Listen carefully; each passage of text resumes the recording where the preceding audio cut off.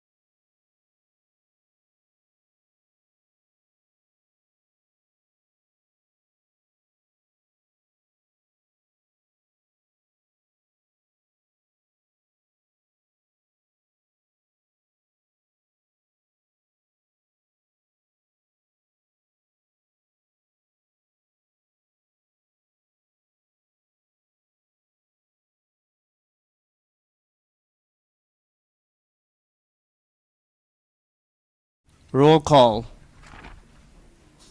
Mrs. Winter. Here. Mr. Roscoe. Here. Mrs. Alaniz on the Here. Zoom.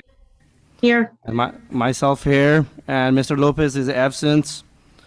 Roger, can you lead us for the flag salute? Thank you, Mr. Soda. I'd love to. Thank you. Ready, salute.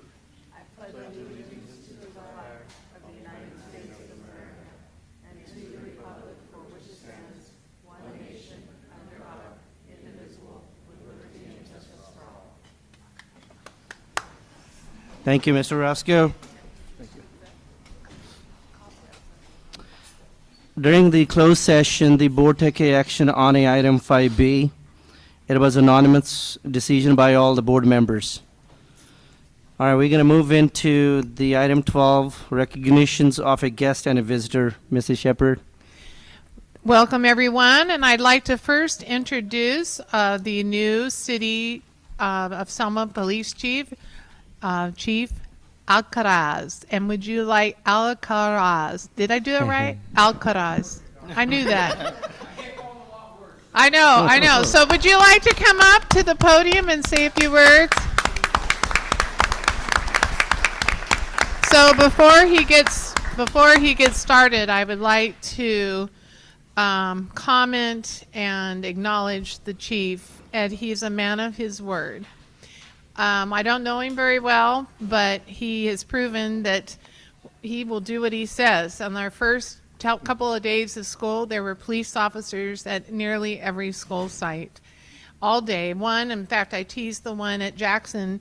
They were teaching the kids to walk, the kindergartners, to walk in line to the restroom or whatever, and he's standing there, and I said, "Are you making sure they stay in line?" And he said, "Yes, I am." So no, he really wasn't, but anyway, thank you very much for all of that support. So I'll turn it over to you. Thank you so much, Doctor, and I'd like to thank the school board for allowing me a few minutes to speak this evening. I'm normally long-winded, so I'll do my best to keep it brief. However, I found it very important to be able to meet with Dr. Shepherd my first week of my being here in the city of Selma. I will say that going through the hiring process with the city of Selma, and when we finally got down to the nitty-gritty, I met with the city manager, and he asked when I'd like to start, and I said it's crucial that I be here before school starts, because the whole reason of my being here is to create the safest environment for our kids here in the city of Selma. And I say that because if we can create a safe environment, it allows them the opportunity to learn and to grow as young adults and young children. And then go out into the world and tell the world how great the city of Selma is. Because I started my career in 1997 and worked here for 20 years before given the opportunity to go to the city of Fowler as their police chief. And when I got to Fowler, I was scared out of my mind.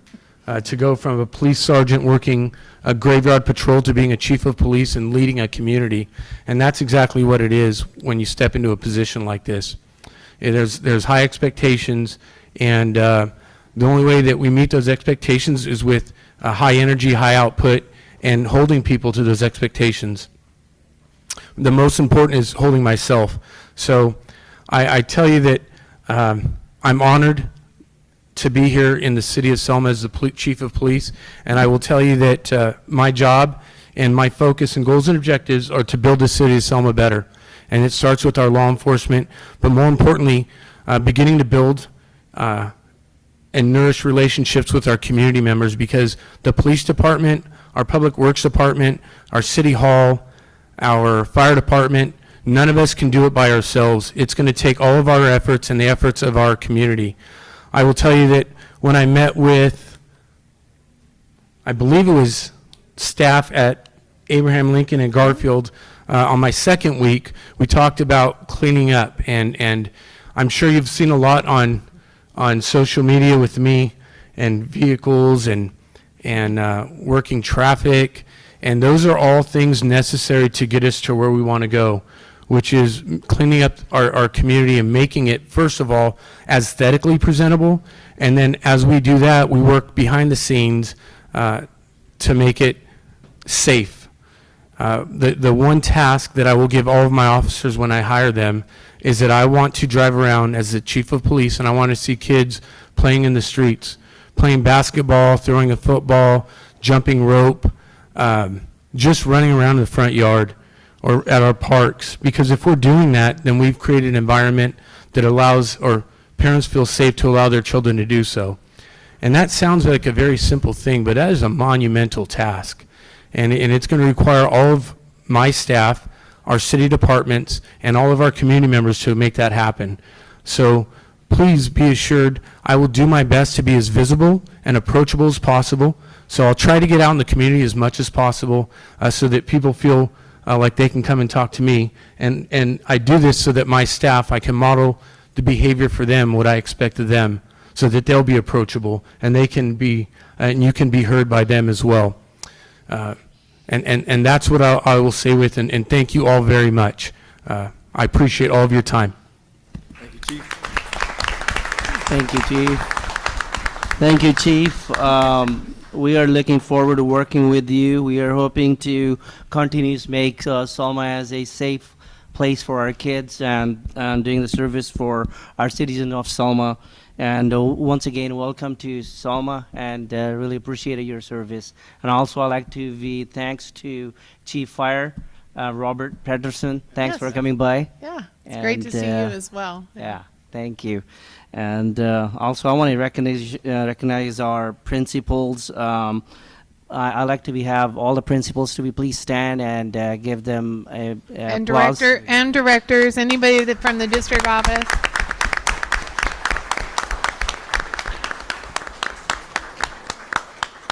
Thank you very much. Dr. Shepard, next, our special guest. No, another special guest I'd like to introduce is Bev Cho, the president of Central Valley Lioness Lions Club, and please come forward. And she has some esteemed members with her tonight that I want her to introduce. Okay, thank you. Hi, everybody. Thank you for inviting us. I am president of Central Valley Lioness Lions Club. I do have my treasurer and secretary. Treasurer is Virginia Lee, and my secretary, Maxine Abbey, with me tonight.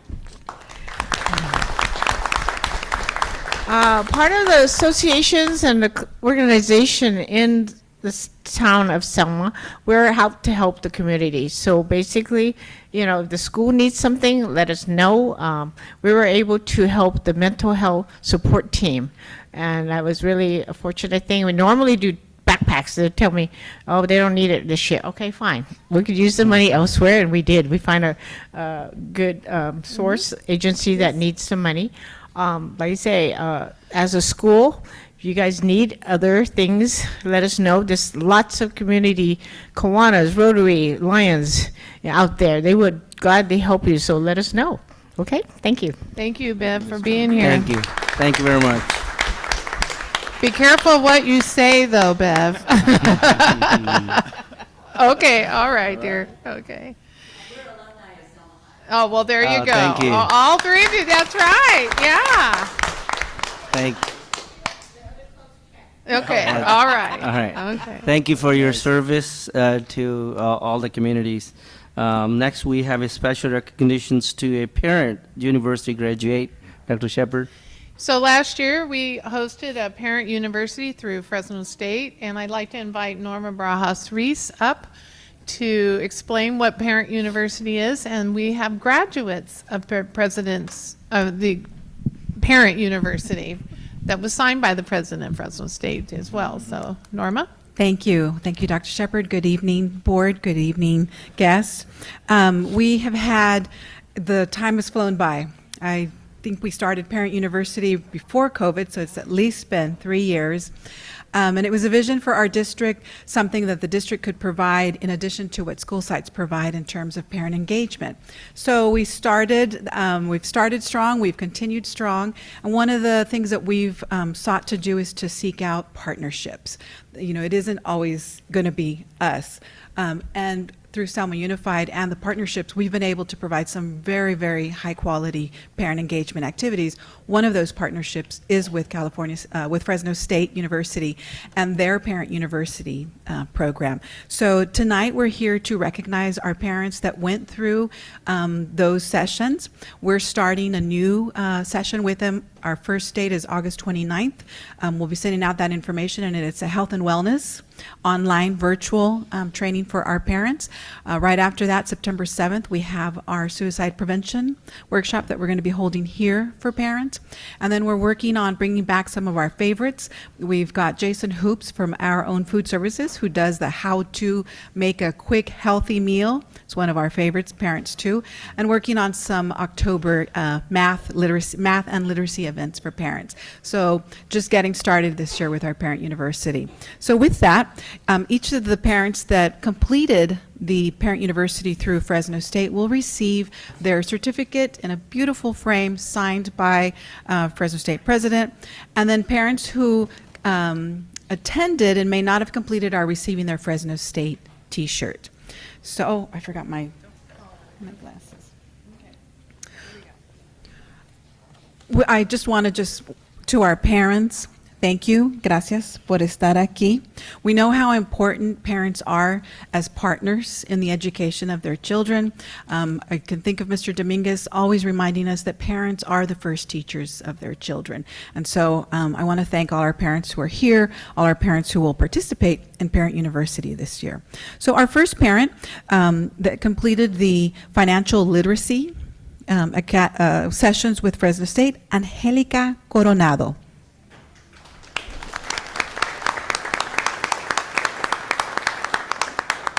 Si pasan por favor al frente y se van a formar aquí. Yeah, awesome. Esmeralda León.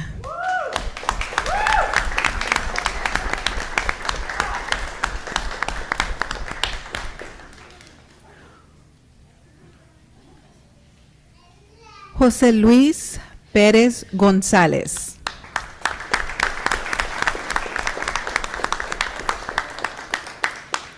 Juan Carlos Santiago.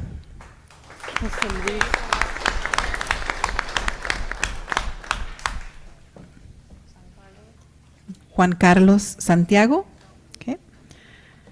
Melvi Hernández.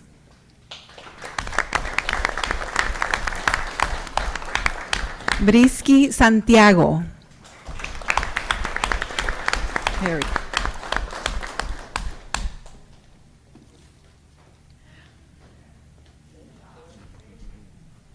Marta Sánchez.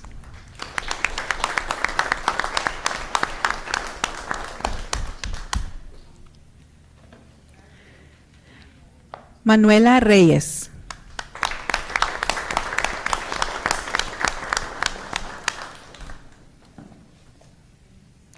Angélica Coronado.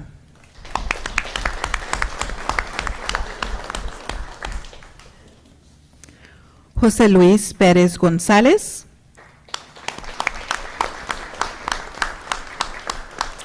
Laura Hernández.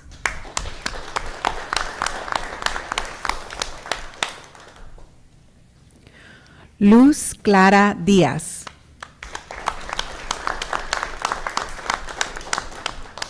Esther Álvarez de Mendoza.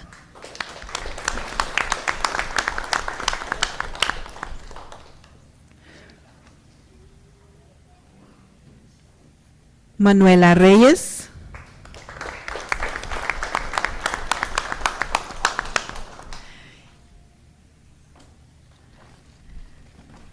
María López.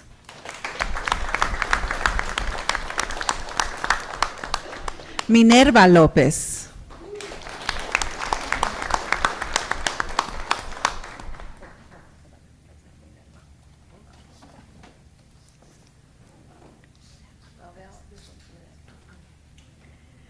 Silvia Díaz.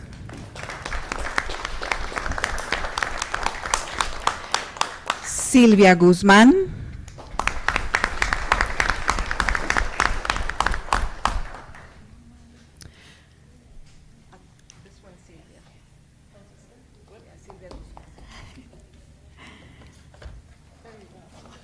Marta Sánchez. Marta Sánchez. Some parents are receiving both. Yes. Liliana Godínez.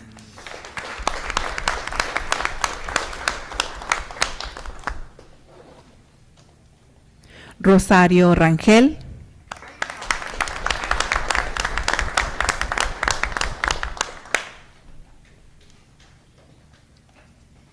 Amador Serapio.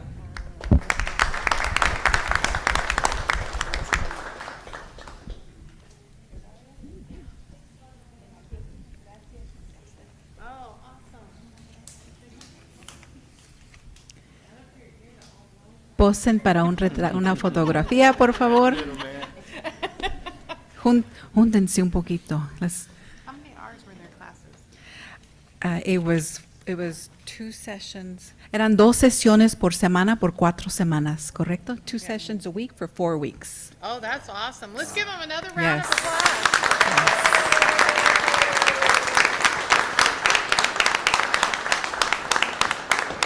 You are all, tell 'em, you are all great role models for your Son buenos ejemplos para sus hijos y para nuestros alumnos. Yeah, thank you. Gracias. Another Gracias. round.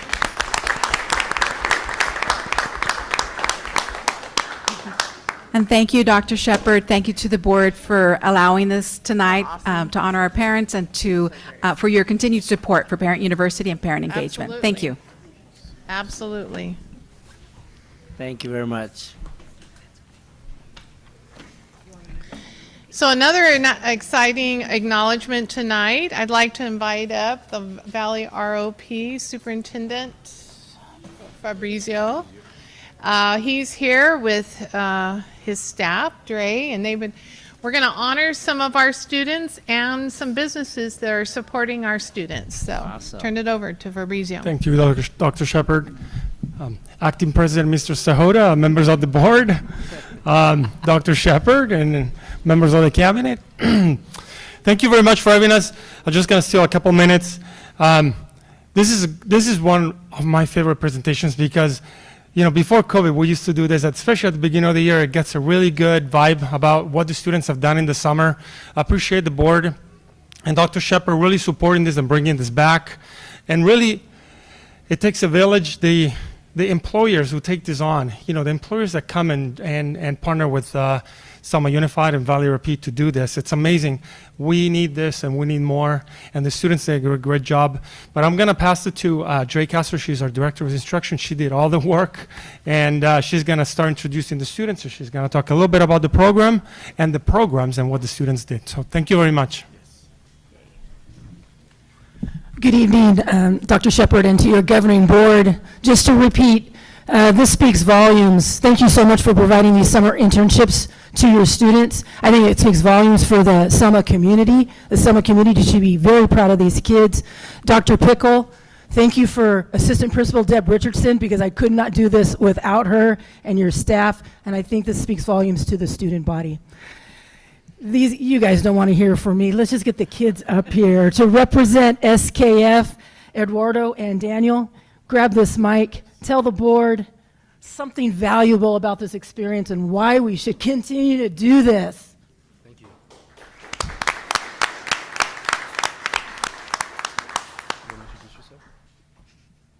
Okay. Hello, I am Daniel Navarro. And I'm Eduardo Trujillo. And today we're going to tell you our experience at SKF. Go. Yeah. So my first week, I started off in the operations department. First off, I started off in the operations department, where it's mainly about inside the plant, making sure all the machines work. We get all the samples from each reservoir to the lab to make sure they can test it, to make sure all the water is all clean. And what else? From my experience, what I was doing was I was actually helping carry the samples to the lab. I was helping maintain most of the machines, one so-called the RDT, and I had to help out clean the reservoir. And then my second week, I was with the maintenance and collections department, my favorite part of it, because I like to work mechanically with everything. I loved all the people there. And the picture right there, I was in the helping out with the truck of what's called hydro flushing each sewer line, making sure they're all flushing properly and making sure it's not clogged up, so that way all the streets can stay clean and make sure it doesn't overflow. Wonderful. In the engineering department, we went around Selma, Fowler, and Kingsburg, checking out new construction, new blueprints, and new manholes. In the lab department, we were able to see living organisms in the water, and it's just something you don't see every day, something that people don't notice. It goes unnoticed by most, and it's really interesting to see everything that goes on in there. And in the admin department, we got to see how everything works from inside employers. It's crazy how how they keep so much work in just such a small department, and they keep everything running in there, and it's just, you have to give them credit for everything that they do there. That's awesome. Thank you. Thank you. Okay.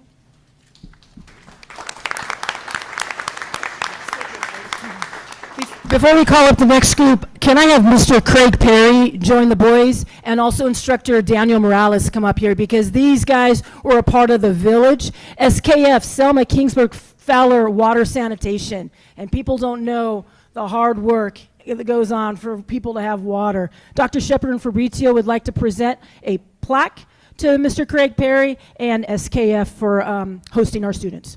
Oh, nice.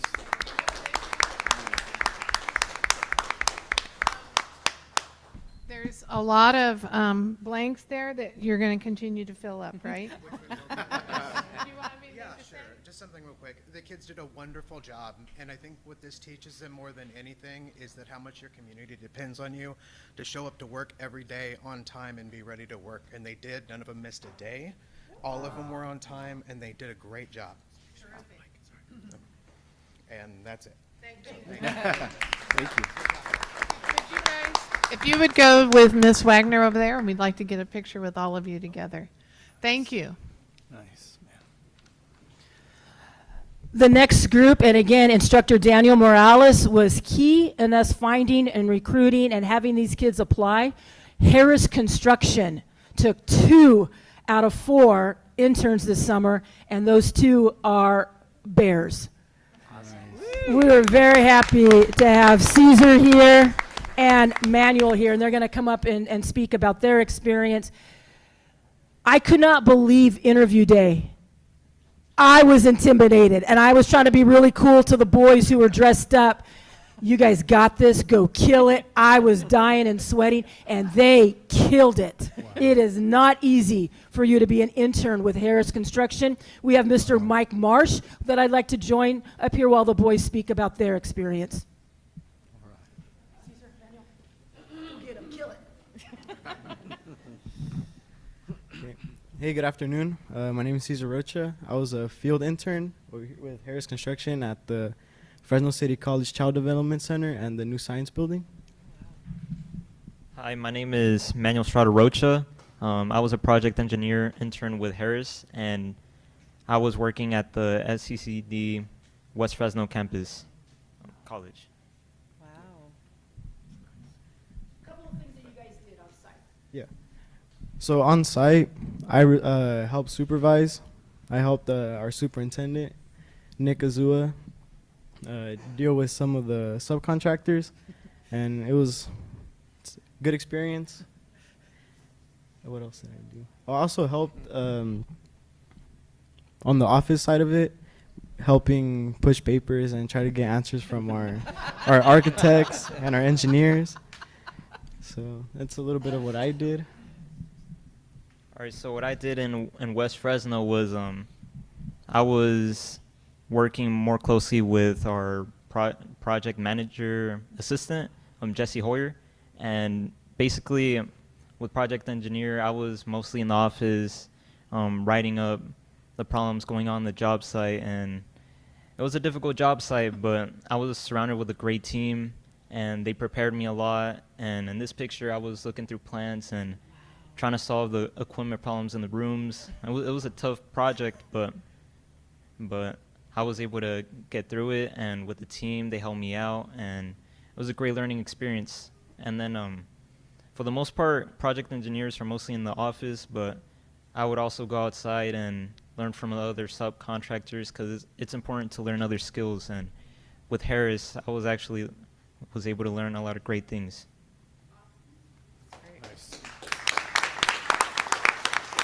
So again, Dr. Shepard and Fabrizio would like to present a plaque to Mike Marsh. And Mike, can you make an announcement when you come to the microphone about one of the gentlemen that spoke in front of the board tonight? Mike Marsh with Harris Construction. What I wanted to kind of reiterate what Dre had said is that this is a real internship. This is a real job where they had to go in front of a panel of 23 and sit across all of us as we're going through lots of questions, just like you would in real life. And these two gentlemen earned positions on our team. It was not given. It was earned through their interviews. And they're put on actual job sites. These are over $50 million jobs. These aren't small. And they're paired with construction professionals, and they're part of the team. So it's so critical, and you know, you can learn a lot about construction, but really what it comes down to is being a part of a team, and kind of how we judge, you know, what was the success of this program, you know, how did the students fare with us. We kind of gauge it in these evaluations with our team members. These two earn spots again for the fall. And so these aren't guaranteed, and we go through this process. So you both earned it. I know you weren't going to be able to do it, but I know, Caesar, you're staying on with us, and you're going to go through the fall semester with us. Awesome. We still expect you to keep up the good work, though. Congrats. That's awesome. Thank you for doing this. Our pleasure. Yeah, and we expect more to fill that up. We need them. Okay, we go with Ms. Wagner over there. Thank you very much.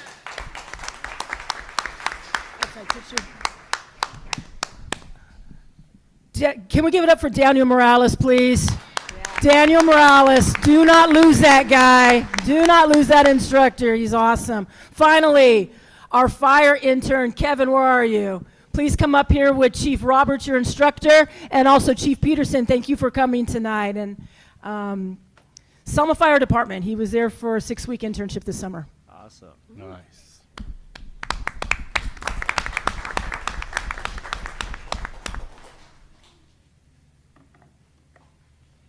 Hello, my name is Kevin Kobashi. I was able to work the fire internship that I was gladly worked for.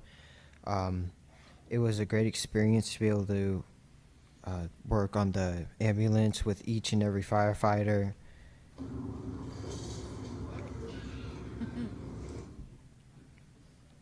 Well,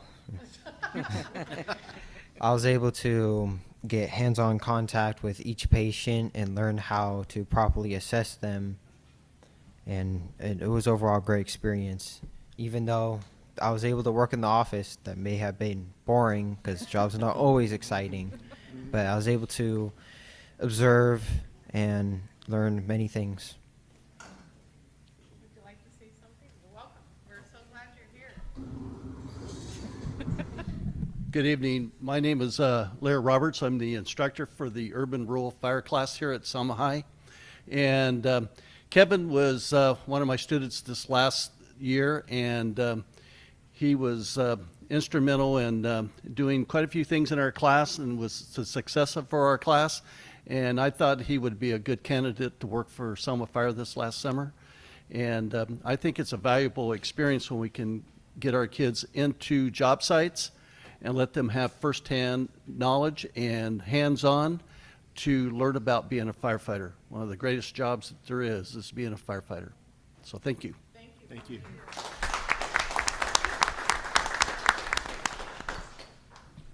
Yeah, thank you. I would just like to say you have a great ROP program.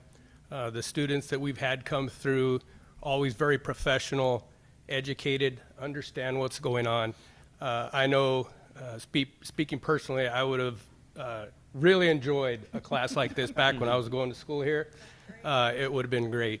I got to spend most of my time with Kevin during the boring parts, unfortunately, when he was in the office, but he did a great job, and we enjoyed having him. Well, on behalf of the district and Valley ROP, we want to thank you for this. And Thank you. Absolutely.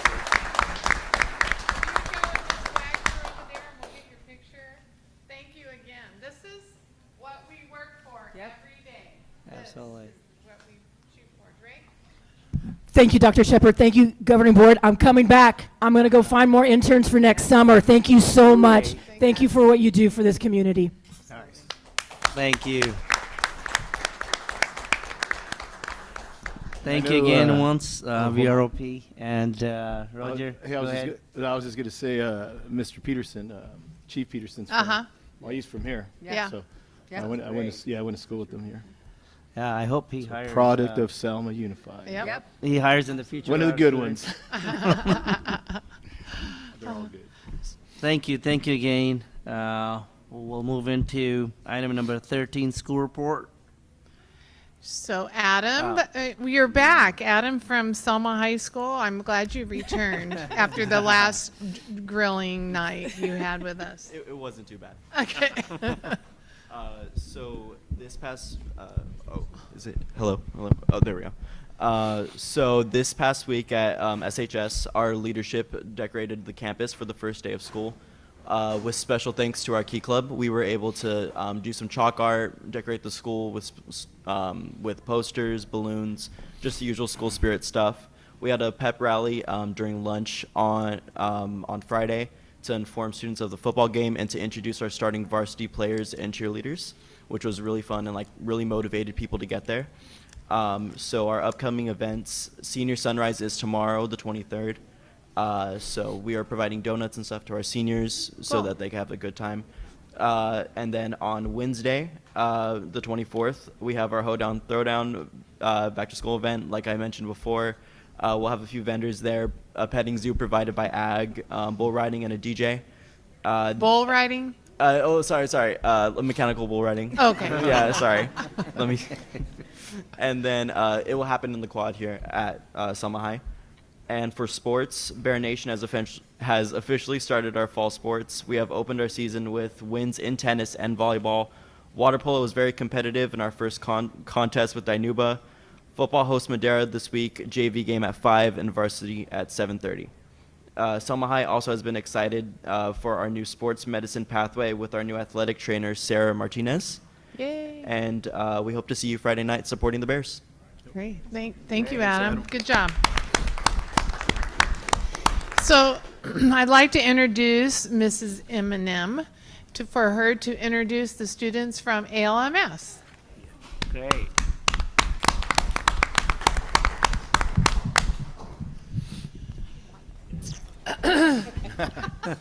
Woo. Okay. There you go. Break it already. No. Well, we all know I don't need a mic, but that's all right. Good evening. I'm Mrs. Miller-McComb, Mrs. M&M, and I am here with my ASB President, Charisma Rios, and my ASB Vice President, Mariah Flores, and they are going to be our student reps to the board that will be doing their board report for Abraham Lincoln Middle School this year. Nice. Okay? Nice. All right, thank you. Good evening, everyone. This week is Welcome Week at ALMS. The theme is Welcome to Planet ALMS. Lunchtime activities include Moonrock Race, Saturn Ring Stack, Aliens vs. Astronauts, Meteorite Blast, and Soak the Staff. Fall Picture Day also occurs this Thursday.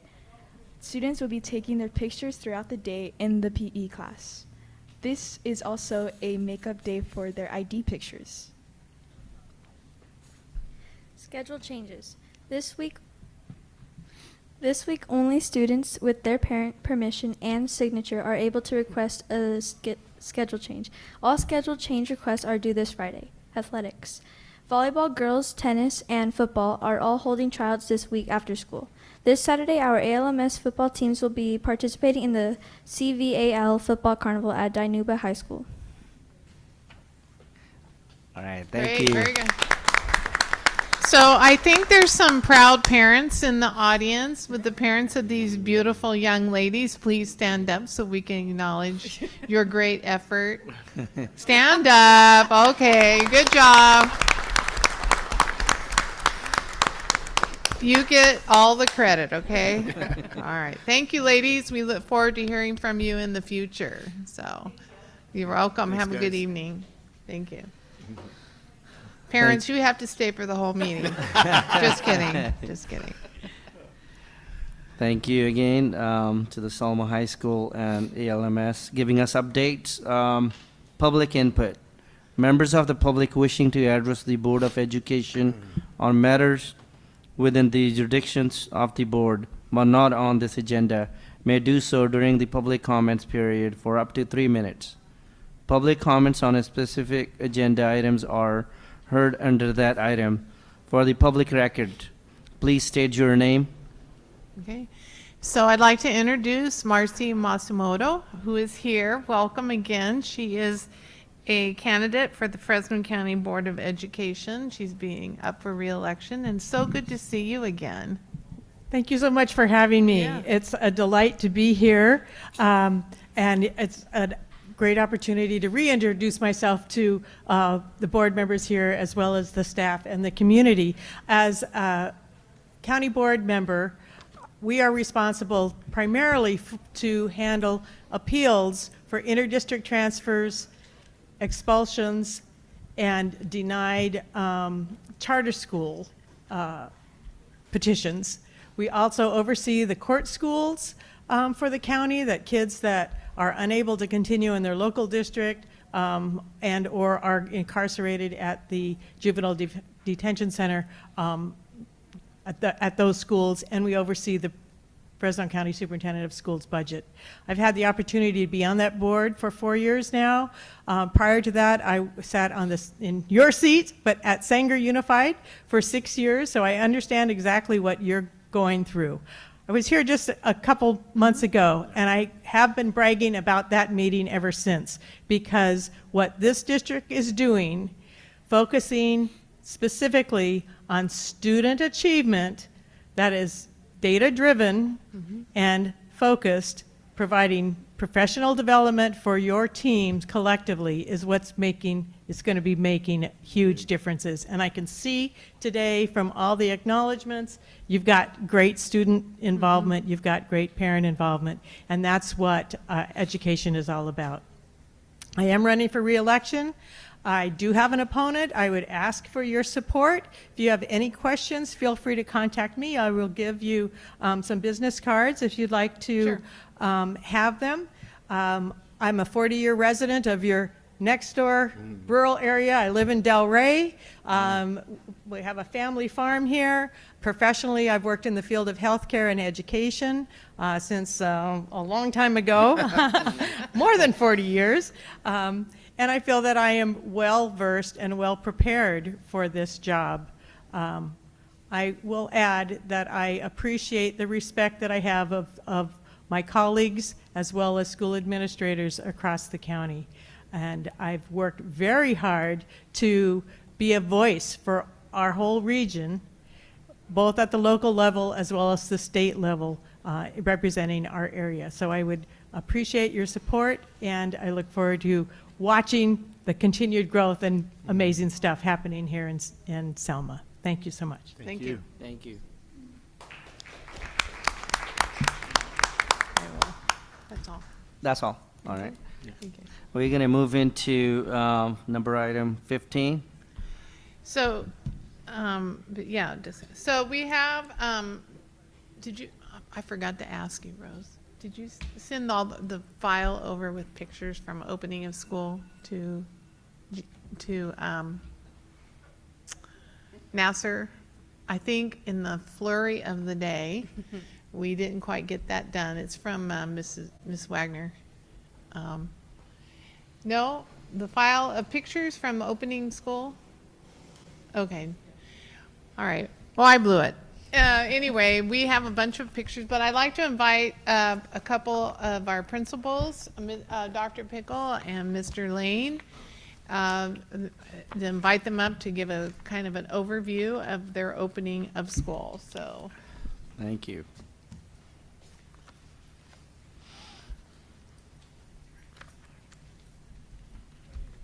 No, I'm not going to sing karaoke. This is don't sing karaoke. Blind right there.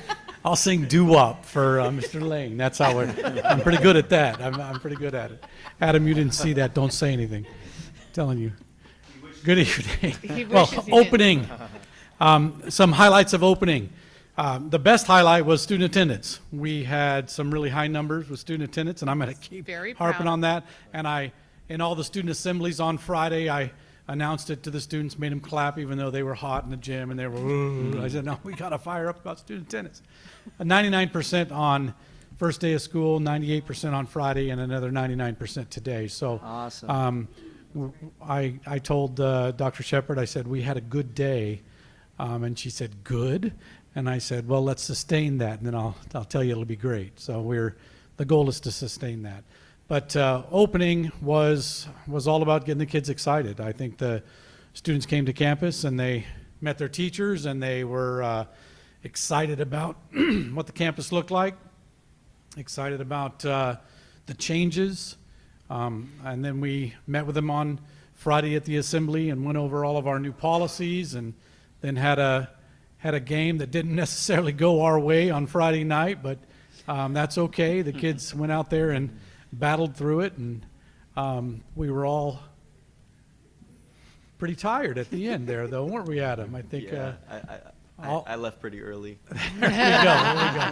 Yeah. So, but all totaled, we had an excellent opening, and the feeling on campus is, it's a good feeling. The kids have, I think we see that they have some hope for a better future. So it really embodied that forward to better mentality. So I'll hand it over to Mr. Lane, see if you can beat that.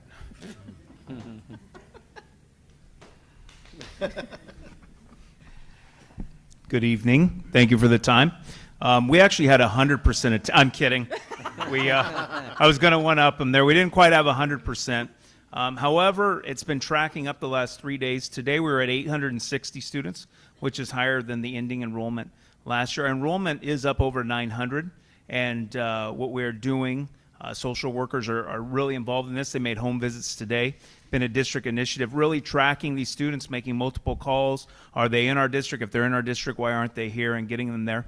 As far as the general mood and temperament on campus, it was great. Really good energy, really positive. As we engaged our students, I asked all of them, hey, how's your day going? Do you like your teachers? Is emphatic yes. What we've been doing this week is the 5 admin. We've been going into every academic block class.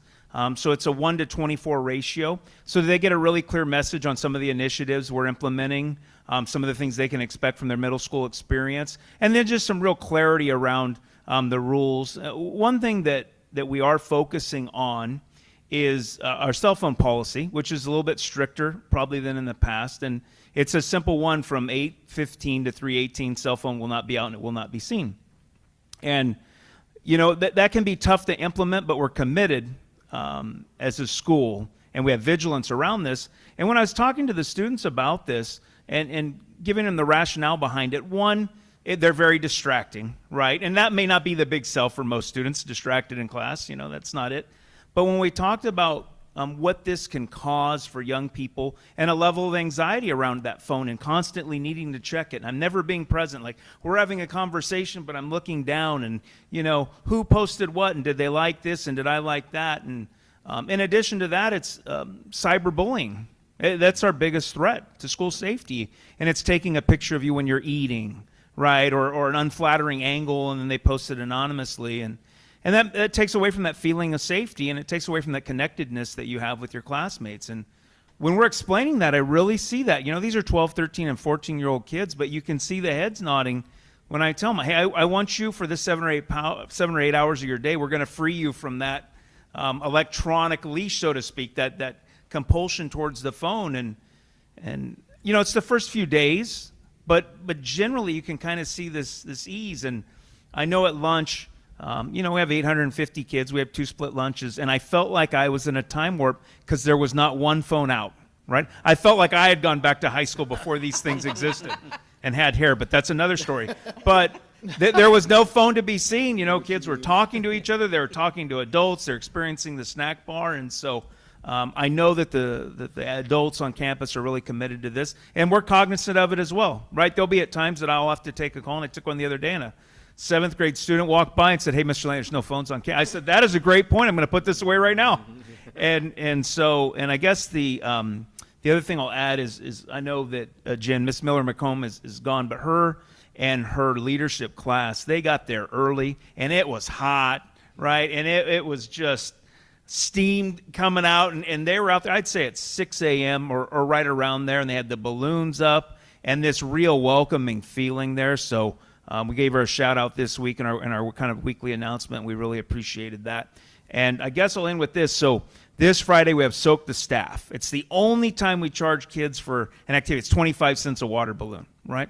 So I was in a class today presenting, and as a 7th grade class, and they were pretty quiet, and this one young lady raised her hand at the end, and she said, are you going to be part of Soak the Staff? And I said, well, do you want me to be? And she said, yes, I do. And I said, okay, well, how much are you willing? She says, way more than 25 cents. So I said, okay, this may be the biggest fundraiser in the history of Selma, Dr. Shepard. We may raise $10,000. I don't know. But just the climate and culture, it's real positive. A lot of smiles. I know, Mr. Roscoe, you've been there to drop off your son, and hopefully you get that feel out there. So going really well. Yeah, it was great. He wants to pay Dr. 25 Pickle cents. wants to come back up. Me too. The adult balloons cost a little bit more. But anyways, thanks for your time. Appreciate it. All right, thank you, Mr. Lane. Thank you. Hey, and Dr. Shepard and the board, I will add Just that have him start. Just I'm like everybody else, man. In Ashton, you know, I have a child with severe disabilities, and taking him that first day, I was nervous, you know, how he was going to act. He's a people person, but still. And seeing Mr. Lane out there was awesome. You know, we were waiting on the side, and Mr. Lane comes walking up, and we start talking to him. I saw Mrs. Wayne's out there too. That was great. So great feeling. Just totally felt like kind of like being at home. It was yeah, it was nice. It was just great. Yeah. I hope Mr. Lane make 100% next time. Awesome. Yeah, I think we're going to have an attendance throwdown here between these two. So, but you could see the work that they did at ALMS, all the signage, and the high school was real. Oh, look at Mr. Lane. And there were lovely messages all over Selma High where the kids had written. It was pretty cool. Here's some of our new kiddos that are special ed class. We've got some great stuff going on there. New furniture in our classrooms, more staff. Okay, that's Wayne's office. How did that get in there? So you could see we got a lot of activity, and it was real positive. And again, the police were around the campuses just to be there to support, and they had signage out in front of ALMS about slowing down. There is our lovely EW leader, and we had news coverage. Channel 30 and 21 and 26 were there. So yeah, some really good pictures of the good things going on. We've had a few bumps in the road in terms of our parking lots and such, We've had a couple of challenges, but it's because we're kind of at the mercy. Oh, there's the dogs helping out.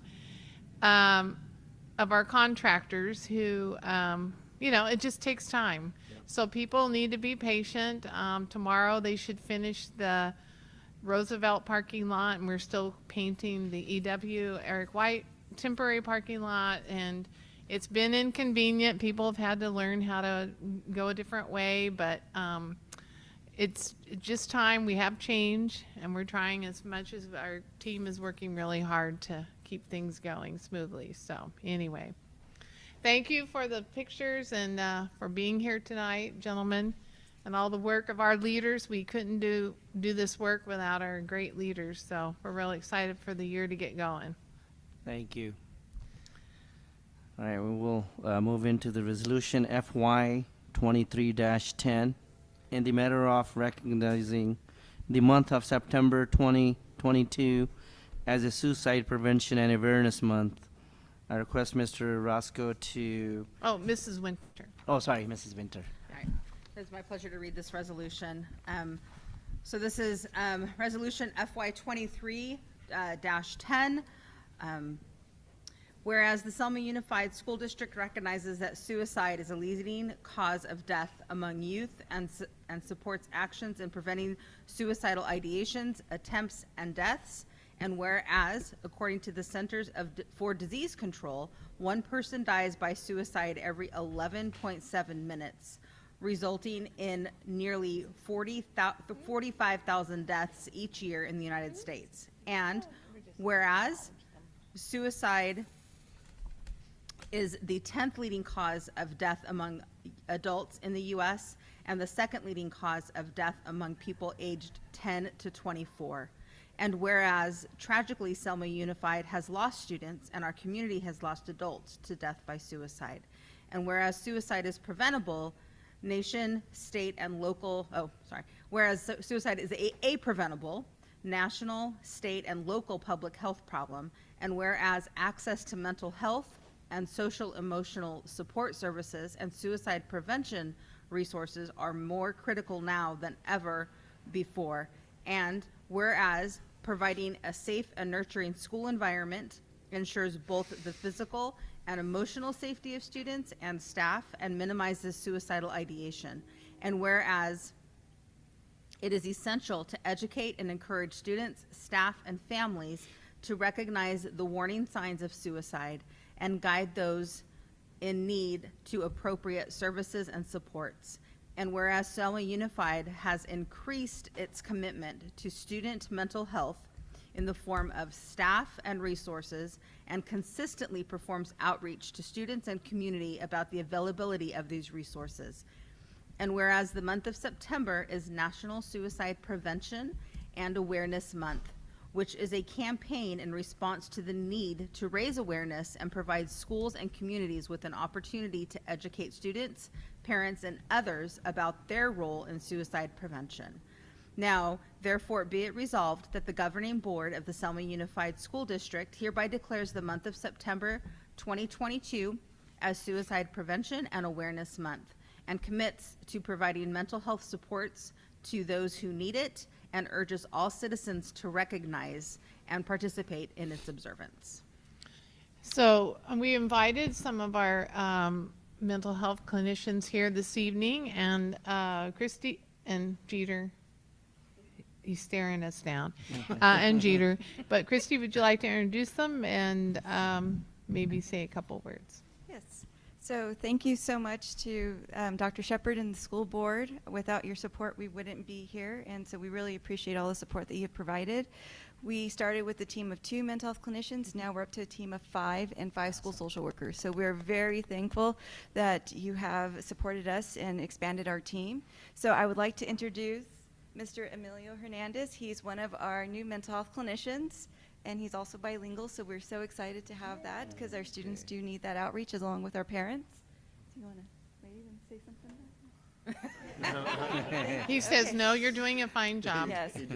We have Maria Baiz, and she's also one of our newer mental health clinicians. She started in January, We have Cesar Gonzalez. He's actually Selma alumni as well, 2012. So we're excited to have him join our team. And then Lizette Rodriguez. She is one of our mental health clinicians that's been with us for a bit, and so thankful to have her and our entire team. And we've expanded, so we're excited. And we have some great things planned. We provided the rollout of Signs of Suicide, and we trained all of our high school staff and our Heartland staff, TK through 8th grade. They completed Cognito, which was a role play workshop online that they completed as well. And then we are offering a parent training on September 7th on Signs of Suicide as well. And that'll be in person. And we're fortunately to have our bilingual mental health clinicians will be offered in Spanish and in English. And then we are going to start planning out the rollout of Signs of Suicide to our 10th grade students, and then move along from there. But thank you all for all your support, and we really do appreciate it. We do have a brochure on our services. Thank you, Christy, for putting that together. And then also next month, we have some bracelets for the whole district to wear, and just keep this in front. But let's give them a round of applause for their work. Thank you for all your services. Do we have a motion for resolution FY 23-10? I'll make a motion to approve resolution FY 23-10. Yeah, I'll second. Rosemary can All have right, it. Rosemary have second. All in favor, say aye. Aye. Any opposed? Passed. Number 3, resolution FY 23-11, in a matter of declaring September as Attendance Awareness Month. Now, Mr. Roscoe, could you read that? Yes, my pleasure. Whereas good attendance is essential to student achievement and graduation, and we are committed to dedicating our resources and attention to reducing chronic absenteeism rates, and whereas chronic absence, missing 2 or 3 days a month, is a proven predictor of academic trouble and dropout rates. And whereas improving attendance and reducing chronic absence takes commitment, collaboration, and tailored approaches to the particular challenges and strengths in our community, and whereas the impact of chronic absence hits low-income students and children of color particularly hard if they don't have the resources to make up for lost time in the classroom and are more likely to face systematic barriers to getting to school, such as unreliable transportation, lack of access to health care, and unstable or unaffordable housing. And whereas chronic absence exacerbates, if I said that right, hopefully, the achievement gap that separates low-income students from their peers, since students from low-income families are both more likely to be chronically absent and more likely to be affected academically by missing school. And whereas all students, even those who show up regularly, are affected by chronic absence, because teachers must spend time reviewing for students who miss lessons. And whereas improved student attendance is one of Selma Unified's top priorities. And whereas chronic absence can be significantly reduced when schools, parents, and communities work together to monitor and promote good attendance and address hurdles that keep children from getting to school. Now, therefore, be it resolved that the governing board of the Selma Unified School District hereby declares the month of September 2022 as Attendance Awareness Month, and we commit to focusing on reducing chronic absenteeism to give all children an equitable opportunity to learn, grow, and thrive academically, emotionally, and socially. So just to let you know too, the PBIS aides, the positive behavioral instructional support, their aides, one of their focus areas is attendance. And with acknowledging kids, students that attend regularly, and some positive reinforcements. And then as Ms. Rangel mentioned, that the social workers are out working with families with students with chronic absenteeism. So we're hitting chronic absenteeism, trying to build in as many ways of making this a focus, because if they're not in school, it's pretty hard for them to learn. So thank you for this for this resolution. Yeah, so I'll go ahead and move to accept the resolution. I'll second. I'll second it. All right, we have a second. All in favor, say aye. Aye. Aye. Any opposed? Motion passed. Moving into the item number 4, Assessless Learning System Contracts. Fiscal impact is $50,953 funding sources. Dr. Shepard? Yes, so we, as you know, we have a Learning Lofts grant that it's one-time money that we can use to support students with learning challenges. The Assessless Learning System is a kind of an independent study system, but it has a lot of amazing support to it for students to keep engaged. We were given a grant, so we're only paying half of the price here, which will come from this grant that will help support our opportunity program and possibly expand to other areas in the district. Dr. Pickles is excited to get this started in the opportunity class. So anyway, we recommend that you approve this contract. I'll move to accept. I'll second. All right, all in favor, say aye. Aye. Aye. Aye. Any opposed? Motion passed. Approval of a single plan for student achievement, SBSA fiscal impact. Mrs. Mrs. Barajas Barajas? Grieve, is she here? Yeah. So the next 2 items she has, as you know, each school is required to develop a single plan for student achievement. So she's going to come up and briefly go through the components of it and the process. Thank you. Thank You're you. on. Good evening again. Is it on? Mhm. Yes. So as part of our Title I requirements, which the district receives Title I funds for all of our schools, one of those requirements is that each school develop a single plan for student achievement, which is based on a comprehensive needs assessment at each school site, looking at all sorts of data, behavior data, discipline data, academic data, language proficiency data, parent engagement, looking at everything that we have at a school site in terms of how how students are progressing. Based on that needs assessment, then the school site works with their school site council, made up of parents and teachers, also working with the school staff and other parent committees such as the ELAC, each of the ELACs at the school sites. And then they also look at their funding. So when they do the needs assessment, develop goals and actions in order to achieve those goals, and then funding is provided to each of the school sites. What the plan will should be able to provide to anyone that looks at it is, what is it that the site is doing with that funding? How are those services and actions supposed to help students and encourage parent participation?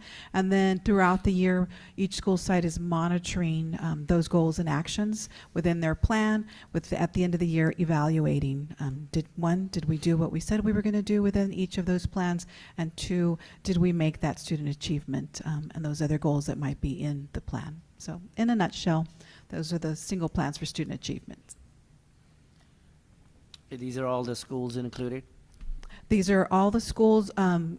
Heartland they combine theirs because they have Heartland, the campus, and then they have Independent Study, which also then incorporates the Virtual Learning Academy. I'll make a motion to approve the SIPSAs. Do we have a second? I'll second. I'll make a second. Rosemary. All right, Rosemary is a second. All in favor, say aye. Aye. Aye. Any opposed? Motion passed. Thank you very much. Thank you. She's Moving not to the going item far. 6. Stay up there, Norma. Approval of consolidated application, spring collection. Thank you. Each year, something else that we do for our categorical funding is complete the consolidated application. What this application does is it notifies the California Department of Education that we do want this funding. So part of the requirements for this application is that we present this information, the funding sources, to our DLAC committee, which we did last spring, and get their input. We are asking to be funded for Title I, which is provided to each of our school sites, Title II, which the district receives primarily for professional development and teacher support, Title III, which is very specific for English learners, and Title IV, which is a little bit more flexible towards creating a broad course of study, SEL, and assisting with technology supports across the district. So essentially we're saying to the state, yes, we'd like to apply for this funding.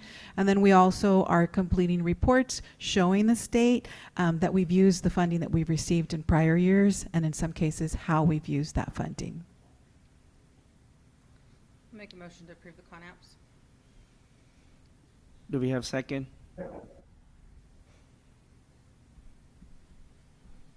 I'll make a second.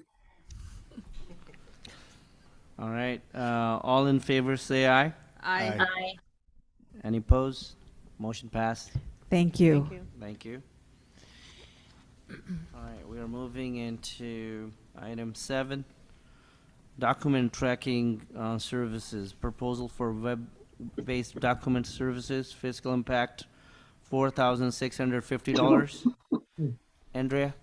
Yes, so we are requesting to contract with document tracking services for a total of $4,650. We will be able to use their web-based templates for our SARCs, both English and Spanish, our single plans for student achievement, our LCAP, and then up to 2 additional templates. They have a wide range of all of the different plans that the state requires us to complete.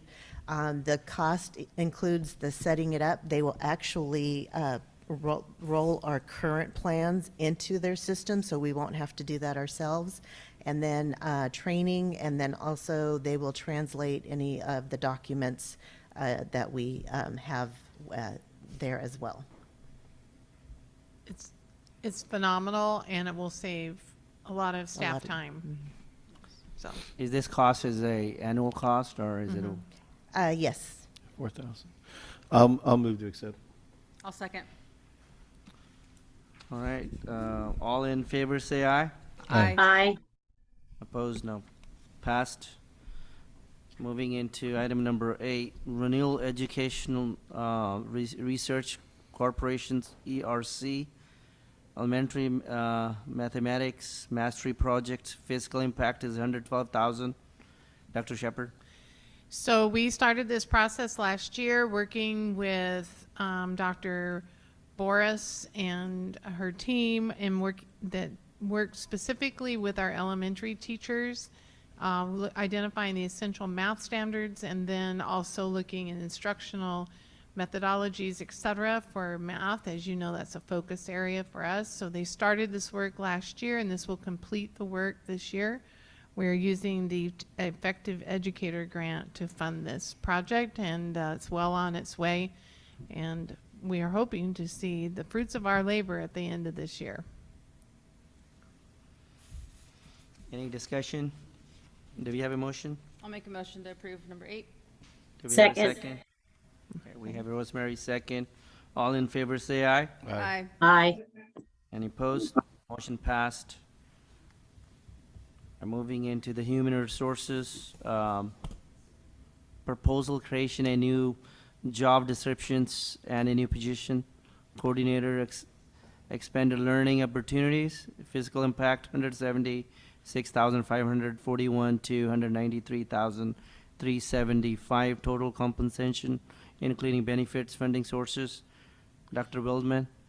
Yes, I'd like to invite Dr. Wildman up to the podium.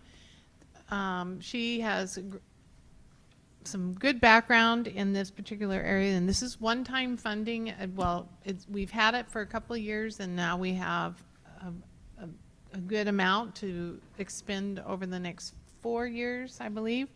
So we feel like we really need to have some focus here. So I'll turn it over to Dr. Wildman. Good evening, everybody. I'm here to talk about the Expanded Learning Opportunity Program. As Dr. Shepherd said, this is funding that will last indefinitely, but at least for the next 4 years. We are lucky in Selma, I'm learning, to have some really good after-school programs. This particular funding source is targeted toward TK through 6th grade. And it's intended to complement our current school day programs with really high quality after school programs. And so in order to do that, there are some requirements. This is often called the 9-hour school day requirement. So this would provide after school care or before school care to total a 9-hour school day for our students. In any district with more than 80% of an unduplicated count, and ours is 87%, we have to invite every single student to after school, and we have to enroll at least 50% of our unduplicated count. So in our case, our TK through 6 enrollment is about 2,800 or so students. Our current after-school enrollment is about 564 students. So we'll need to look to double and up to 4 times our current after-school enrollment. So we are looking to enroll at least 1,253 students, if not up to 2,500 students within a year. So that's the goal. Luckily, the state recognizes how hard this is for many, many school districts. And so they've kind of loosened the requirements this year and allowed us to start slowly. And that is looking at our current programs to see the strengths and trying to build on those current programs. It also allows us to combine funding. So we have 3 sites that have ACES, or 21st Century After School funding. So we can use these funds to help build those programs too. So I took a little need survey, and thanks to our principals who filled out the survey and just asked, what are the good things about your current program? They were very complimentary toward the California Teaching Fellows and the support from our county office. They were very complimentary of the types of activities that were offered in our after-school programs, like STEM, so science and math and technology, enrichment, intervention, playtime, social emotional learning, and support for homework. And what they thought we could use to grow would be adding some more arts and library time, performing arts instruction, technology like coding and robotics, and a better connection of interventions from the day program to the after-school program. So as you can imagine, this is a big effort. It's going to require a lot of coordination. So we felt that at this point, a coordinator for that program would be really helpful. How much money did we get? 13? What's our source? Andrea, what's the one-time, what is the grant? Yes. We are looking to get about $6 million to spend Oh over my the gosh. next 4 years. I know. Woo! So, and they expect us to spend it in the way that we have, and we believe that a focus coordinator would help us get this done, because there's going to need to be some real connectivity between the teachers and the after school and before school, so we can see that achievement grow through the time that they're So, there. Since it's a grant, so we're not guaranteed funding. No. Are we putting a time frame on this position? Actually, so the state would call this ongoing funding. So it is not, the ELOG was a grant. This is considered ongoing funding, although it's one of those programs that's new, and so I think it's going Right. to depend on the success of the program. Right. Okay, so that's my only worry. I mean, this is amazing. I mean, to have the grant, to have that much money to be able to do this, to provide those services to those unduplicated students is huge. That's amazing. Yeah. So my only concern is do we put a time frame on this? This is something that in 4 years, when that money's gone, or 5 years, whatever it is, that it's going to have to be looked at again to see if that's something that the district wishes to continue. That's my only. So I think our comment. systems are being set up that clearly this district's been challenged with that before, of Yes. not monitoring. Yes.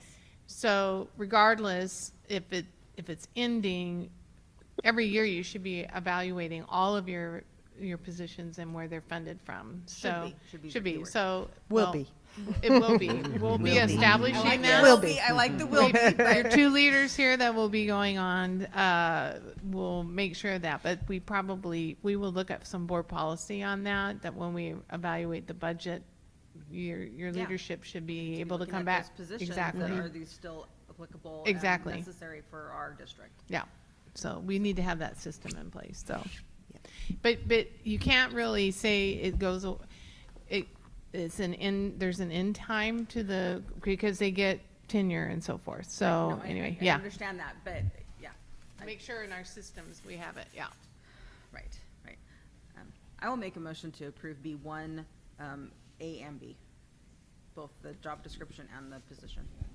I second. All in favor, say aye. Aye. Aye. Any opposed? Motion passed. Thank you. Thank you. Thank you. Thank you. All right, business services. Public hearing, developer fees action item, and Andrea? Yes, so I'll do a quick presentation before we open the hearing for anyone who wishes to speak on it.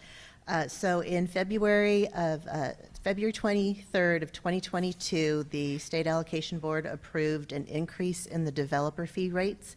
Those are the rates that are charged to anyone building residential, commercial, or industrial buildings in our area to help offset the impact that the growth will cause on our facilities. In order to implement those, there is a process that has to be followed. We had to advertise twice in the newspaper, and we have done that. We had to have a developer fee study, justification study completed, and that will be the next item, the actual study itself, to ensure that we are eligible to charge that additional, that increased rate.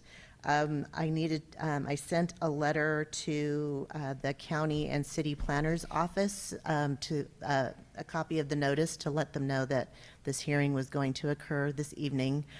If the board approves the increase in the facilities, then tomorrow morning I will send them a notice saying that it was approved, and then the fees will actually increase 60 days from today.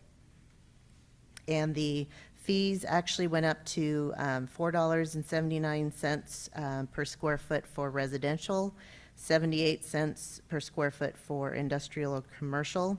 I would like to point out that the district actually hasn't increased its fees since 2019. So it is an actual dollar per square foot increase for residential and 17 cents increase for commercial and industrial. We haven't done this for a while. There was a study done in 2020, but the process was never completed to increase the rates. So I'm not sure what happened there, but we are on it now. Is that for the last 10 years or so? How many? Oh, no, the 2019 was the last year. 19 was the last time. Yep, last time it was Got increased. it. So 3 years, yes. All right, we have any discussion? You have to open the public hearing. Yeah. Oh, public hearing. We are open the public hearing on this public hearing developer fees.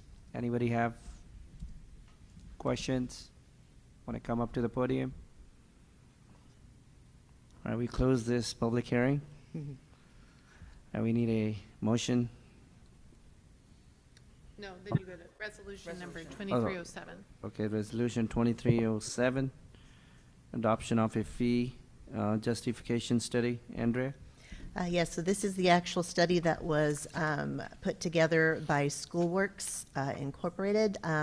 It does validate that we are eligible to increase our fees based on a number of factors. Thank you. I'll make a motion to approve resolution number 23-07. Make a second. All right, all in favor say aye. Aye. Aye. Any opposed? Motion passed. Item number 3, resolution number 23-08, increase in a school facilities fees and adoption of CEQA notice of exemption. Andrea? Yes, as mentioned, the rates would increase to $4.79 per square foot for residential, 78 cents per square foot for commercial and industrial development, and then the fees would also be designated as exempt from the provisions of the California Environmental Quality Act, which is a kind of a process to go through. We do not have to go through that process for this particular item. Any discussion? I'll make a motion to approve resolution number 23-08. I second. All in favor, say aye. Aye. Aye. Any opposed? Resolution passed. AMS.net proposal for internal connections equipment. Physical impact, 154,470. Andrea? Okay, so this proposal is to be able to replace some aging network hardware at all the school sites, particularly to support the classroom instruction that goes on in our sites. The exciting part is that this is an E-rate funding project. The total cost of the project is a little over $1 million. Our eligible E-rate discount is 85%, so the district's cost is, that doesn't sound. 154? Yeah, sorry, I was looking at the other number, 154,470. I was like, that doesn't sound right. Yeah, so the E-rate will actually pay for $875,000 of the project. I'll make a motion to approve the proposal. Do we have a second? Second. All right, all safe? Aye. No, Aye. Aye. Any opposed? The motion passed. Tektronix, proposal to upgrading infrastructures for Selma Adult School. Physical impact, 24,500. Andrea? Yes, so now that we have our adult school moved over to the Washington Elementary School site, we need to do some critical infrastructure upgrades to support the instruction for their courses, the VROP programs, and the Reedley College classes. So this will help provide those abilities for our adult ed program and would be paid for by adult ed funds. I'll motion. Second. All in favor, say aye. Aye. Aye. Thank you. Any opposed? Rosemary? I said aye. Oh, thank you. Motion Sure. passed. Thank you, sir. Thank you.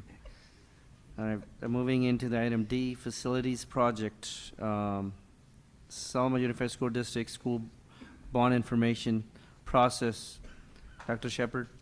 So I'd like to invite Jill Wagner, our PR consultant, to come up, and she's in conjunction with our legal bond counsel information. We wanted to go over what the requirements are for us to put a bond on the ballot, which is on the ballot. If you'll know, we're Measure L for our facilities bond for the November 22nd. So I'll turn this over to Ms. Wagner. Hi, good evening, board and those gathered. We'll talk a little bit about bond information campaigns tonight. As you know, you've been assigned Measure L. You can do the next slide. It's on the ballot for November 8th, and you need a 55% pass rate. That came along in November of 2000 with Prop 39, because it used to be, I don't know if you remember, 67.666. You have to have a 2/3. It's still a supermajority, but school districts are having a lot better luck with this. And as we learned in the last board meeting from the data, that it seems like the community will be very supportive of this. So moving forward, we need to let people know about it. Next slide. There's two types of ways you can inform people about Measure L. One is a political or a paid campaign, and that is usually community friends or sometimes former board members in the community who will organize a committee following all the California Fair Political Practices rules, and they have to do financial disclosures and that type of thing. But it's a It's an active committee that can raise funds, they can buy advertisements, they can say yes on L and really promote that message for passage of the bond. It's community-led, and district employees can participate in those, but never during work hours. I know a lot of school districts will have a paid campaign and an information campaign. The largest school districts generally have a paid because they have a harder time getting attention in big markets for what they're trying to get done. And so as an employee, you can participate, but never during work hours. So people pop into the campaign office after work or on weekends or that kind of thing. Next slide. The law is a public agency may not spend public funds to promote a position on a bond campaign. So that is a big rule, and we're going to talk about that a little bit more. Next. The other type of campaign that has been very successful for school districts is an information campaign, and you do this no matter what. The governing board, you have the power to make reasonable expenditures, to give people facts about the campaign, and to help them to reach a decision, but you're not allowed to advocate. So you can say, with this much money, we can do X, Y, Z in the community. So you're giving information about how the funds would be spent. It operates a lot like your community, your CBOC committee, talks about the information about what happens. And it's not an advocacy ever, it's just information about what's going on. Next slide. So we say educate, don't advocate. Now, as school board members, we're going to talk about what you can do in a little bit versus what employees can do. But the school district can, what you've done is do some studies, gather data, kind of create a frame around the need for the facilities. And you can inform the citizens of what you're doing, not just with the bond, but everything, the work I'm doing for you so that the community understands what's going on in the schools. And you can provide factual, unbiased information about the needs of the district and what the bond measure will accomplish. So you can show pictures of what's going on and artist renditions and talk about the improvements that can be made if this bond passes. And you frame it that way. If Measure L passes, we can do this. You just can't say vote for Measure L. We can't say it as a district. Next. So before we leave there, so one of the things that we're going to be launching is the community and staff meetings about the facilities needs at each school site. And Teeter is doing that work. So they'll be meeting with staff and community to start saying, what do we need to do to continue to improve our schools? Right. And I don't want you to all be shocked at that, because usually you might get $800 million worth of needs. Right. Okay. But, so you can do anything, but you can't do everything. Right. So you go for the places that need the most assistance at the time. Okay, next. We can provide factual, unbiased information about what happens if the bond doesn't pass. So like if you had aging sewer systems or air conditioning units and that type of thing, what will happen if we don't have money to fix those? Well, it's going to be hot, or we're going to have to do this or that, or repurpose some of our facilities, that kind of thing. And that's true. It's not to create terror in the community. It's just if we don't have money to do something, what we'll have to do. And you can give factual, unbiased flyers about what's going on in the community with the Measure L. You can put the ballot argument forward, and I think that's being done through council. And you can distribute information that constitutes a fair and impartial presentation of facts so that people have the information they need to decide the school district says they're going to do X, Y, Z, seems reasonable, okay. So it's still information. Next. If somebody asks questions, the superintendent or your chief business official can reply, and people say, well, are you going to do this, that, and the other thing? Are you going to spend it on employees' salaries? I was like, no, we're limited. We can give factual information in response to questions, whether they're presented formally or they're online. We could have a public forum.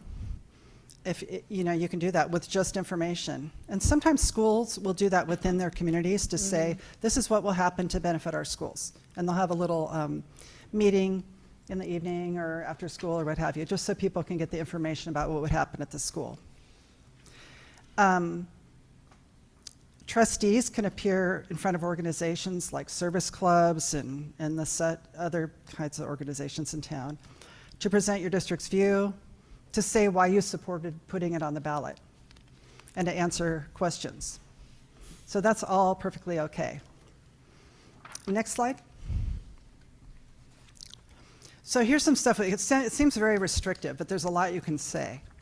So we know we're not getting matching funds from the state for this, or hardship. So it's $36 million bond issue, and the bond folks said it was $60 per $100,000 assessed valuation. That doesn't mean what your house would sell for. That's what the county assessor says your house is worth. That's what that's always better for all of us who own homes, it's like that. So if you have a property that's assessed at $200,000, the assessment's $120 a year, or $10 a month. And so we can give information like, for less than the price of a pizza a month, we can improve our school facilities. We can break it down into all kinds of things, cups of coffee or, this kind of thing. But if you break down the money, voters often can process that a lot better, because there's some people who are just opposed to tax. However, based on the research that was done, it seems to be very favorable. And once people are educated, they're even more, I think it went up 11% in level of support. So these are the kind of things you can say. Next. We can say, if voters approve Measure L, bond funds will be used for XYZ. That's not advocacy. You can say the bond will only be used on facility, and we can say if the bond doesn't pass, this will happen. And it's not to create fear, it's to be real with folks. You don't have all the money in the world, so this might not happen right away, or this facility might see this. And you can tell people that oversight, of course, will become from the Citizens Bond Oversight Committee. So there are a lot of things you can say and ways you can frame it without using advocacy. Next. What we cannot do as employees and administrators and such, people who work for the district and get a paycheck, can't urge voters to favor or oppose a bond measure. And we can't say, you really need to vote yes. They can't talk to their kids in the classroom about, tell your parents to vote yes. That's very prohibited. The district can't purchase campaign items, bumper stickers, advertising, television, radio. We can't recruit volunteers, and we can't raise funds. However, we can produce informational items that are well-designed and factual, so folks can use that. Next. We can't use district copiers or meeting rooms or vendors to advocate for or against it. And that includes, our email system, boxes at schools where we put information in, that type of thing. We can't use that for advocacy. And we can't release public employees from ordinary duties, like telling a principal, hey, you're going to go head the campaign, and so we'll just cover for you. And that's really, all these things are punishable, and it's not only fines, but it can be jail time. They're very serious about this type of thing. Okay, next. We can't disseminate partisan literature. I think that's pretty clear. We can't discuss the bond campaign at a staff meeting, but unless it's informational. At this school, this will buy this. At this school, it will do this. So that's perfectly fine, but we can't talk about, y'all need to vote for it. You need to get your family and neighbors and everything. You do that in your free time, but you can't do it during your paid time. And so you can advocate like this. You can advocate in your free time, non-work, at lunch, but never, and it's really not a good idea to ever do it on a school campus, because we don't want to ever cross that line. Next. So these are things we can't say. Please vote for Measure L. You can out in the community and your free time, you can do that, but just not when you're at work. We really hope you'll support it. If you don't support, our schools are going to fall apart. And it's like, we really hope that they're built better than that. But I know there's an area school district that used to create a very glum, terrorizing picture. And parents would, they're very high taxed now, but they would create this fear around what will happen if it doesn't pass. So I don't think the fear approach works anymore. Next. School board, you guys have some freedom because you're not employees. And a lot of the conduct rules don't apply to you. So as school board members, you can actively work, volunteer time, appear in front of community groups, faith-based organizations, service clubs, You can assist in any get out the vote efforts, you know, in your neighborhood or throughout town. And you can inform the community about why you voted to place it on the ballot. You can't do it at a board meeting, but you can do it, you're free to do it any other time. So you can be really effective ambassadors for getting the bond passed. And I wanted you to know that so you don't think, well, we can't do anything. You can do a lot. You can do a lot more than paid employees can during the day. So next. So our next steps, it's what Dr. Shepard said. Teeter is developing specificity for use of the bond fund so that we can communicate exactly what that $36 million could buy. And then we will distribute bond campaign rules internally and create some Measure L informational materials that everybody can use. They just won't say vote for it. It'll say what happens as a result of the bond. I think always the best way, we have like leave behinds and printed things, but it's face to face. You know, people just want to know the bond funds are being spent well. That's happening with Measure O currently, you know, and those, as those funds are being expended, and people can see the work happening. Sometimes the most important work is not sexy, meaning people can't see it. It's infrastructure. It could be plumbing, it could be wiring, it could be technology. And when people can't see it, they wonder, but it's one of those things you have to do to keep the buildings, you know, together and moving forward, and making sure that students have access to the best possible materials and technology out there. The hardest thing you'll face, and I think we should just say it up front, is that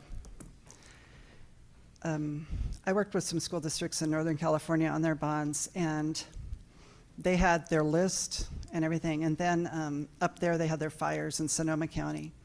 And there were no contractors available anymore because they were rebuilding neighborhoods. And they were getting no bids on projects that were $100 million. And the $100 million projects became $170 million. As the supply chain, you know, took place. We know the price of lumber's up, all that type of thing. So I think we have to say, we plan to do this, you know, given market conditions. Because sometimes when you do projects that go to the state architect, how long does it take to get them back now? About 18 months maybe? Is it that long? DSA, it's about 6 to 8 weeks. Yeah, it's not. It's not as long? 6 to 8 weeks now. It's just several months. Yeah, it's still several months, and the price of things goes up or there isn't something available. So I think we should definitely frame it for the community. We plan to do this based on what the market conditions are, because nobody saw COVID coming, you know, big fires taking a lot of resources away. And I know a lot of school districts that have very prominent projects and they're not getting bids. They're going out to bid like for their 4th time.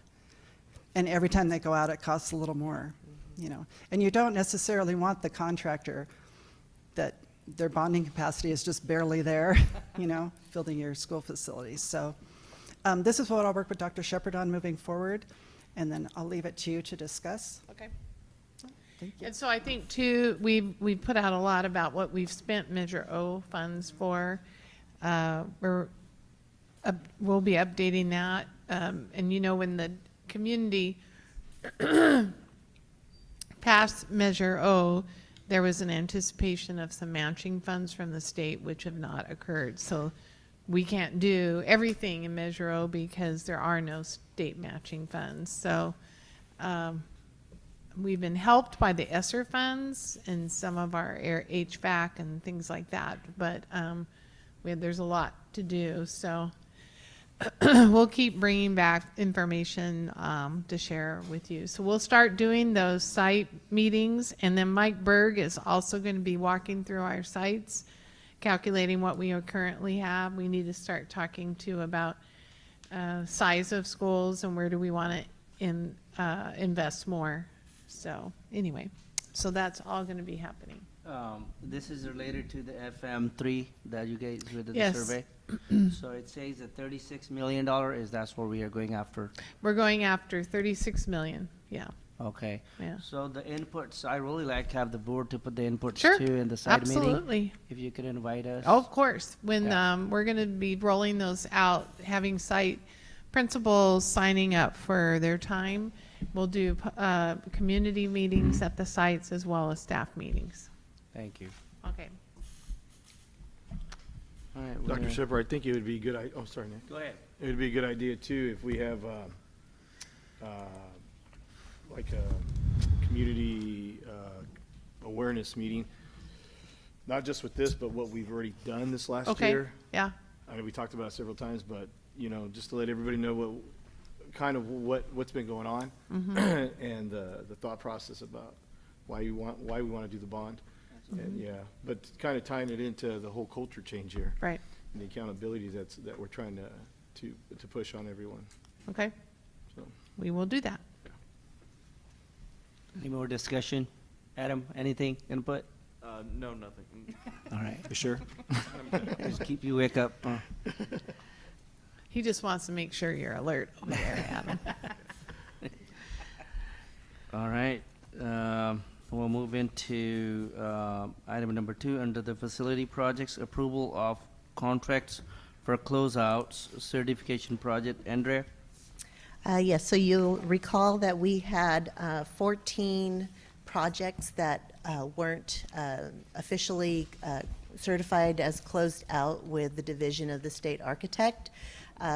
We contracted with PSS to assist us with closing those out. We have successfully closed out, I think our fifth one was officially certified yesterday. I got the email, or not yesterday, Friday. Got the email this morning that it was, one of them was closed. However, we have 8 projects that are going to require services of the architect and an inspector of record. So it's going to cost a little more money. We did get a proposal from Teeter. It's not to exceed $40,000, and for the inspector of record, Wally Gonzalez, not to exceed $45,000. The reason for this is because one of the projects, for instance, went all the way back to 1987. A couple of them were in the 1990s, and then the others were in early 2000s. So since then, the architects or inspectors, they have, they're no longer in business. They're no longer with us. There's various purposes. So now we have to contract for those services to complete the last 8 projects. And DSA will hold up projects that are going to be on these campuses if we don't certify these as closed. I will make a motion to approve D, 2, A, and B.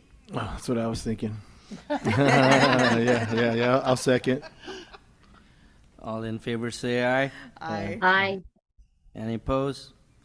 Our motion passed. We're moving into consent agenda.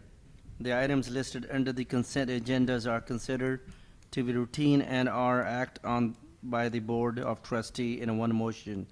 There is no discussion of these items before the board unless a member of the board, staff, or public requests a specific item be discussed and or be removed from the consent agenda.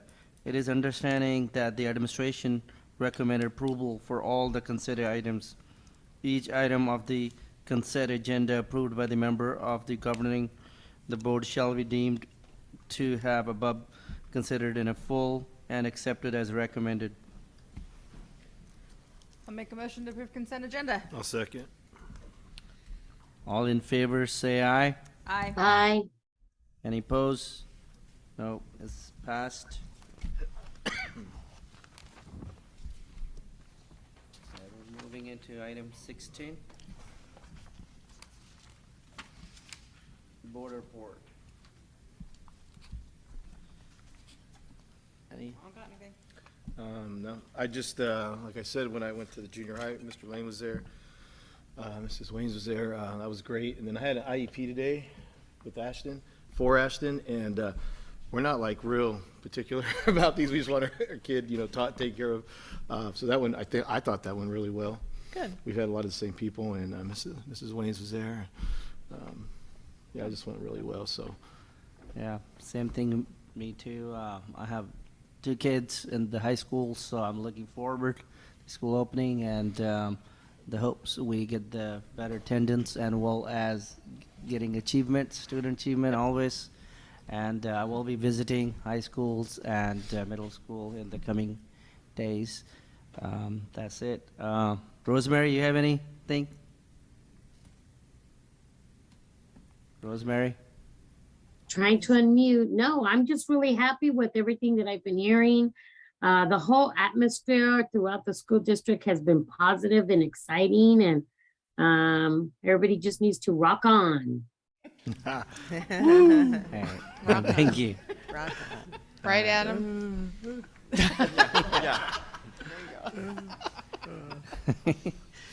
All right, superintendent report. So I'm passing out a revised schedule for back to school night. We want to make sure you got in your hands. So there's one initially on the schedule that's been moved to the one tomorrow night at Indianola VLA. But these should be solidified, so just want to keep you informed.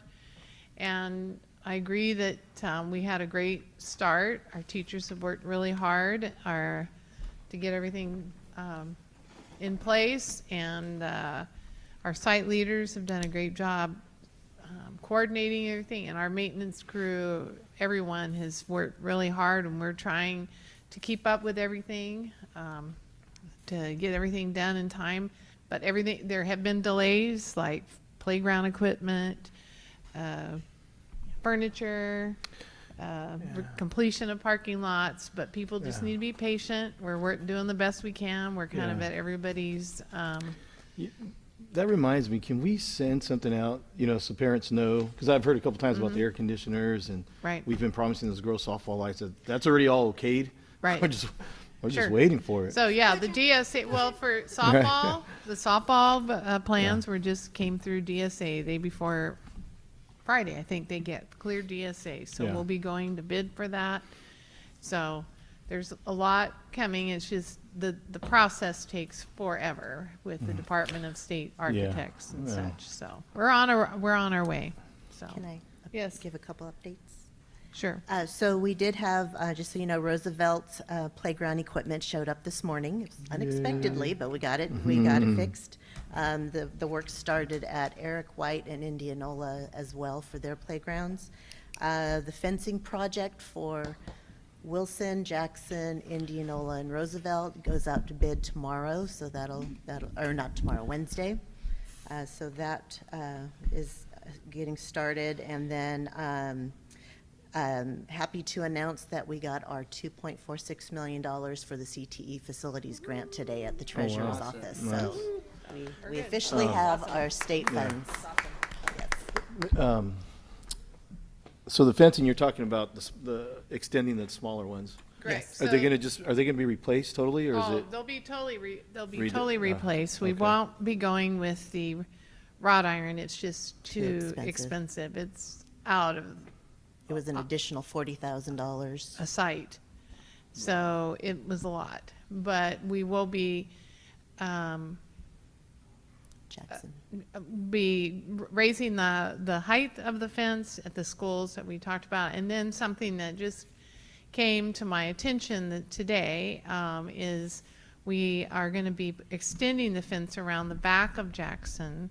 I was not, I don't know, just kind of slipped by me, but the neighbor's fence is open up right onto the yard. That's a problem. Yeah, that's been it's a been problem. An issue for That's an ongoing. long That's time. an So we're ongoing fixing We that. weren't We aware of have that. to fix Yeah. that. Yeah. So there will be a like a kind of an easement between the neighbor's fence and our fence, but so they can still open their gate. Yeah. But we can't have them as a huge Open it, yeah, liability. for sure. Huge. So that's going to be a part of that Well, project. And you know what? And the fencing works too. They used to have an alley right there. Right. That we boarded up, and then they used to come around the side fence off McCall. We locked that gate. Yeah. Then we gated up. Now at the time it was a big deal. It took a long time. A lot of people were ticked off, but Well, if something happens, that's the first thing I would ask as a parent is why the hell wasn't that school gated up? Well, so and that part of the fencing project will take the fencing to the exterior of the track. That open field will still be open, but we want to case in around the track and then around the back of the school, so the parents. I mean, we just can't have the fence to the neighbors accessible. Yeah. And we have a couple of parents that have voiced concern. We're going to put a temporary one up because when I found out what was happening, we have to do something now. Because Yeah. now that I know, I got to do it. So. Yeah. Well, back in the day too, there was a teacher that lived right there, and you know, you go over there and bake cinnamon rolls and play Karen. Yeah. But I mean, you can't do that now. But Yeah. So anyway, the fencing project is moving forward. and rockets, we do rockets. And we also are starting the replacing locks and rekeying. We have some issues in the district of that as well. And we have new golf carts. I don't know if you noticed, they showed up here at Selma High. Did you see them, Adam? The only one I've like really paid attention to was the big police one.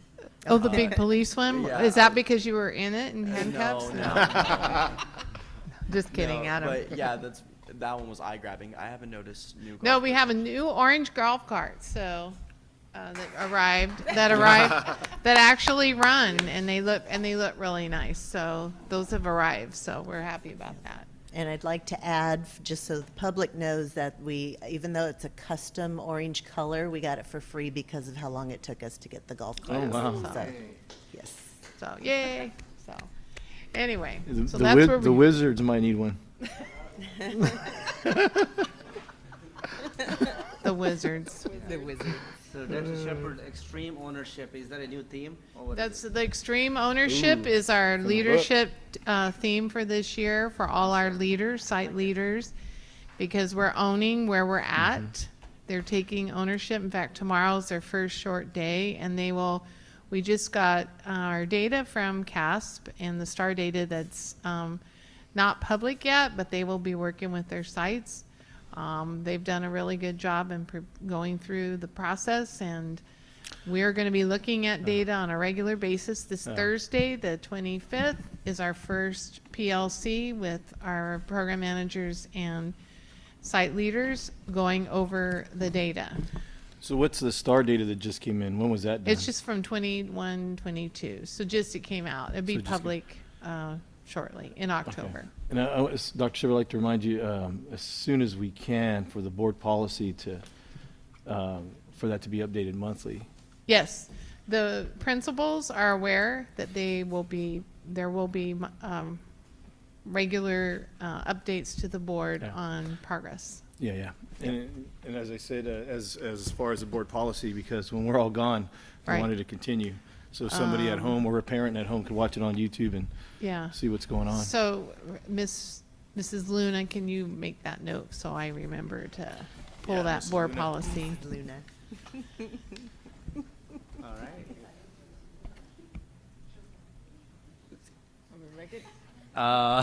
If there's, okay. Because it's all about the kids, right? It's all about student achievement. All the kids. They come first. Kids comes Everybody first. else second. Thing we've talked about it, but I think after we cannot be outshone by these companies, so I believe we should move forward on working with Fabrizio with VROP to do some internships here this summer. With IT. IT is the biggest one right now. And also our maintenance crew. Oh yeah, maintenance. And so we could definitely use Operations. the help, but also give our kids some opportunities. Yeah, that is so awesome. Yeah. And they can come sit with me and do the boring paperwork too. Yeah. On their resumes will be chosen. I got paperwork. All right, do we have a motion to adjourn the meeting? I'll make it. Second. All right, all in favor, say aye. Aye. All right. The wizard. All right. Meeting closed. Forgot you usually do.